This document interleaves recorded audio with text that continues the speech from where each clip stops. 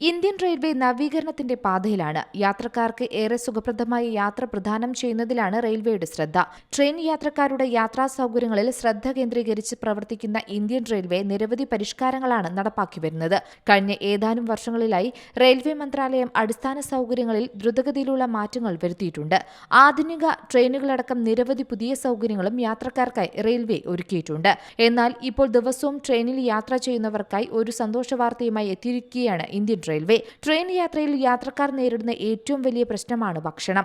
ദീർഘദൂര ട്രെയിനുകളിൽ ഗുണനിലവാരമുള്ള ഭക്ഷണം നൽകാനുള്ള തയ്യാറെടുപ്പുകൾ നടക്കുകയാണ്. അടുത്തിടെ IRTCയും സ്വിഗ്ഗിയും തമ്മിൽ ഭക്ഷണ വിതരണത്തിനായി കൈകോർത്തതിന് പിന്നാലെ പുതിയ പരിഷ്കാരങ്ങൾ നടപ്പാക്കുകയാണ് റെയിൽവേ. പുതിയ സംവിധാനത്തിന് കീഴിൽ ദീർഘദൂര ട്രെയിനുകളിൽ യാത്രക്കാർക്ക് മികച്ച ഭക്ഷണം നൽകാനുള്ള തയ്യാറെടുപ്പുകൾ നടക്കുകയാണ്. അതനുസരിച്ച് വിവിധ റൂട്ടുകളിലുള്ള ദീർഘദൂര ട്രെയിനുകളിൽ പാൻട്രി കാറുകൾ പ്രവർത്തിക്കുന്നതിനുള്ള ചുമതല ഏജൻസികളെ ഏൽപ്പിക്കും.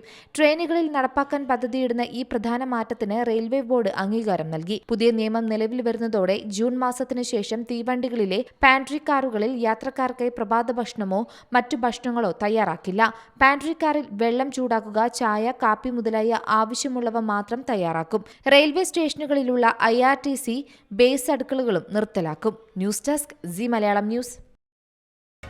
പുതിയ വാർത്തകളും വിശേഷങ്ങളും ഇനി വിരൽ തുമ്പിൽ. എല്ലാ ഡിജിറ്റൽ പ്ലാറ്റ്ഫോമുകളിലും ഇപ്പോൾ സി മലയാളം ന്യൂസ് ലഭ്യം.